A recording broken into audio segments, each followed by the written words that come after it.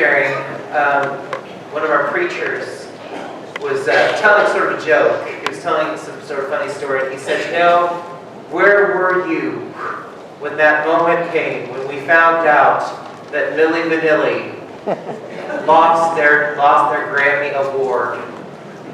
Where were you when you found out that Rob and Fab of Milli Vanilli were lip syncing, and so their Grammy was stripped from them? And I know that I'm slightly dating myself, but he has this moment where he's talking about this, and then he said something that he would later come to regret. He said, my generation never had that moment, that Pearl Harbor moment. He said, we never had that moment when you said, where were you when this happened? Where were you when it happened?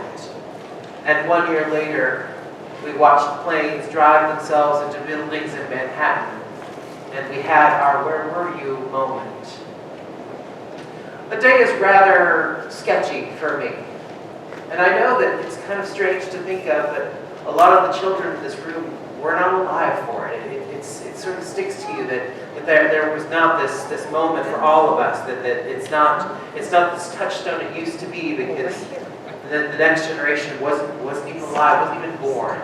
It's hard to believe it's been as long into the past as it is.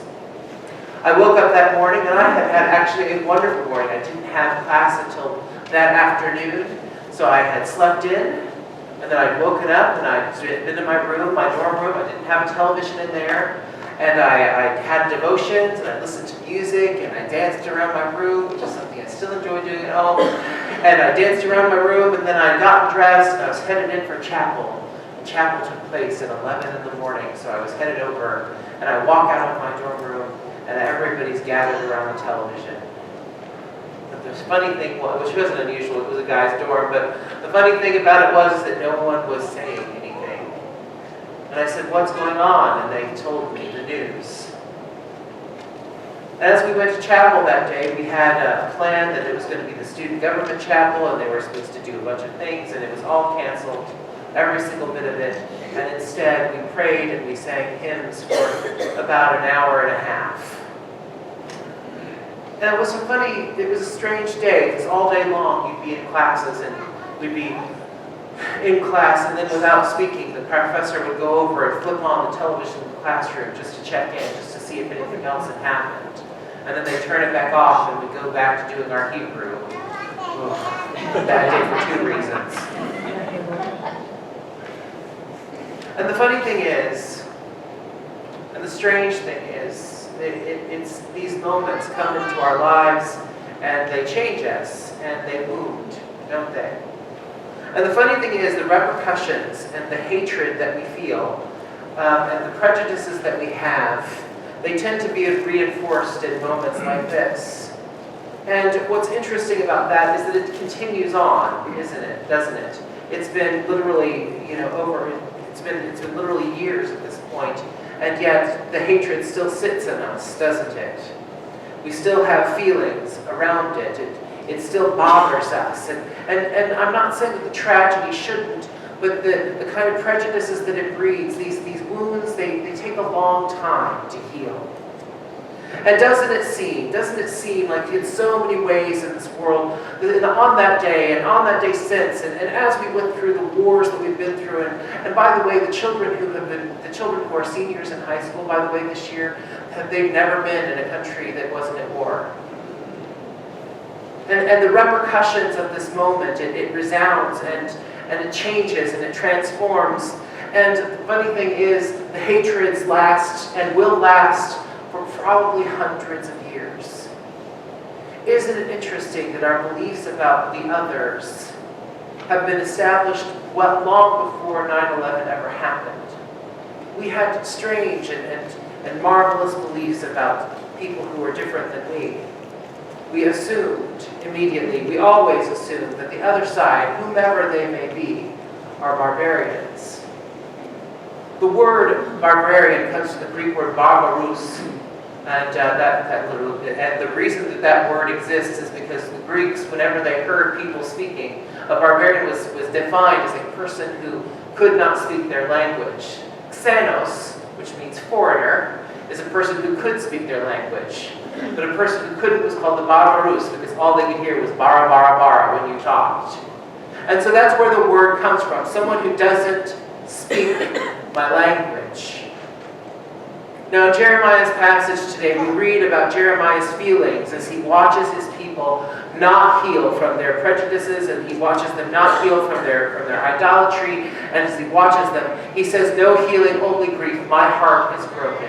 He looks at his people, and he sees a people who are violent, a people who are preying on the widow and the orphan. He looks at his people, and he sees a people who are not caring about the foreigner in their midst. He looks at his people, and he sees people who are plunged into idolatry. As he looks at them, he sees a people who are not getting better. And he knows that his people stand on the side, they're just waiting for calamity to happen. Within not even a generation will pass. Jeremiah will be alive when he sees the tragedy come to his nation. He will be there when he sees smoke and fire and cinder belching forth from his own palaces of wonder. He knows that his city, his great city Jerusalem, and the temple itself will be in flames in just a few more years. And as he sits there and he wonders and he asks the question, isn't God even here? In fact, Jeremiah has a conversation with God in a few chapters from this where he actually says to God, God, you lied to me. Jeremiah comes to a place of desolation and a place of brokenness that is powerful, that is tremendous. He comes to a place of such loss and such devastation that he even accuses God of misrepresenting God's self. Jeremiah is known as the weeping prophet for a reason. He actively weeps. He actively hurts for his people. He was called into ministry at a very young age, and his entire life he has to watch as his people act in ways that are inconsistent with the laws of Moses, with the laws of God. In other words, Jeremiah is exactly like us. Do you ever look around at the world and you see it and you think, it really shouldn't be this way? My sister absolutely hates this term. She hates it whenever anybody says this, but well, it is what it is. She hates that. She absolutely abhors it. That is her least favorite statement in the whole wide world. When she is at work and someone says, well, it is what it is, it irks her. She's like, well, let's make it right. This sort of feeling that she has of let's get it better, right? And Jeremiah has this feeling, isn't there a balm in Gilead? Is there no physician there to heal my people? Jeremiah cries out, oh, I want people to be better. And even Jesus, in this story in St. Luke's Gospel, a certain rich man hears that his household is being run poorly. And so he calls the household manager who's been wasting everything and using everything, and he calls the manager and says, what's this I hear about you? Give me a report of your administration. So the household manager goes along, well, I do know that my master's going to be firing me. I'm going to be losing my job in a few days. I better find out. I'm too strong to dig and I'm too proud to beg, he says. And I know what I'll do. Before I'm removed, I'm going to make sure I have a lot of friends in high places. So he goes around to his master's contracts. How much olive oil do you owe my master for? Oh, well, I owe 900 gallons of olive oil. Well, write down 500. Well, how much do you owe my master? Well, I owe him 100 bushels of wheat. Write down 50. We'll be fine. And in doing so, by forgiving these debts that aren't even his, he manages to make a way for himself soon after he's fired. As you read this story, aren't you like, isn't that always the way? The unrighteous will just continue to do what the unrighteous do, right? They're always going to get ahead. They're always going to be a little bit, just one step ahead of the game, right? Maybe you even look at the wealthy of our world and you think, and you find out, oh, there's some terrible scandal. It turns out they've been stealing from their companies, and what are they going to get? Well, they're going to get a big bonus before they leave their severance package, right? Do we have these feelings? Does it not make you want to look towards the sky and wonder why the planes are falling? Doesn't it make you want to cry out, why is it wrong? Why should it be this way? Why? And isn't that a part of this Christian gospel of ours? This feeling of it really shouldn't be this way. Why do people act the way they act? As we look upon the cross, do we not see the same sort of feeling? Why are the soldiers taking such delight in beating this person? Why are they doing this? What possible thing could they have? What possible desire could they have to do such a thing? There comes this moment in our lives when we look around the world and all we see is violence, and we just have to ask ourselves, is God even here? In those moments, God seems distant. In those moments, we might even want to cry out, perhaps loudly, my God, why have you forsaken me? Maybe in those moments when we feel the despair, the absence of God, maybe these are the moments where the gospel starts getting real. Did you ever notice that sometimes there's a feeling in church, a feeling that it comes from being here, where it almost, for many people, it doesn't even connect to where they really are. In fact, sometimes we walk into these churches and we have such a beautiful mask on, right? A smile, a good nod. We're all dressed up, we're all shined up, and we're all clean and fresh and new. And sometimes we don't even acknowledge the fact that we're feeling very distant from God, right? We walk in and we all look so wonderful. Joyce Meyer, whose theology had a lot of issues, but she's a good preacher. She really is. She's really good at portraying her point. She talked about many years ago with her family. They would come to church, and she said, my husband and I were having problems, and we were having problems with our kids, and we would be cussing and fighting each other all the way to church. She said, and as soon as that front tire hit the bump right there in the parking lot, glory. Hallelujah. Isn't it good to be in the Lord's house today? And they'd go to church, the kids would go to Sunday school, they'd get back in their car, and as soon as that back bumper hit that little bump in the parking lot, they'd go back to cussing and fighting again because the mask is on, right? It's all fine, it's great, it's wonderful, but the reality is church should be a place where you can say, is God even here? The world goes not well. Is God even here?